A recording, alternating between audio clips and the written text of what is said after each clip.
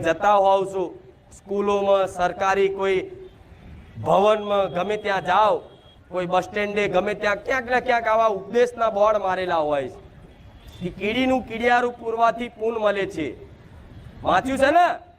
સ્કૂલમાં વાંચ્યું હશે, ક્યાંય સરકારી ભવનમાં વાંચ્યું હશે, ક્યાંય ગમે ત્યાં આવું વાંચ્યું હશે કે કીડીનું કીડિયારું પૂરવાથી પૂન મળે છે. તો આ ઉપદેશ કેમ આલવામાં આવ્યો? આ ઉપદેશ એટલા માટે આલવામાં આવ્યો છે કે લોકો કીડીઓને મારે નહીં, પણ એનું કીડિયારું પૂરે, એને ખવડાવે. એ આપણો સનાતન ધર્મ છે. આપણો એ હિન્દુ ધર્મ છે કે જે કીડીના પ્રાણને, જીવને મહત્વ આલે છે. નહીં તો બીજા કોઈ ધર્મમાં કીડીને શું મોટા મોટા જાનવરને કાપીને ખાતા હોય. આપણે સનાતન હિન્દુ છે.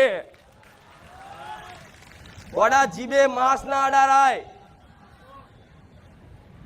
જીભે કોઈ જીવોની કદાચ સ્વાદની પૂર્તિ માટે એને ખવાય નહીં, એને મરાય નહીં, તો જ તમે હિન્દુ કહેવાઓ. આ હું જાહેરમાં ખુખાર મેલડી બોલું છું. જો મારા રોમની કૃપા જોતી હોય ને તો આ વાતે સુધરી જજો દરેક. અજાણથી અત્યાર સુધી કરોડો ગુના થયા છે. મારા ભગવાનને તમારા માટે કગરી અને બધા કર્મો ધોવડાઈ દઈશ.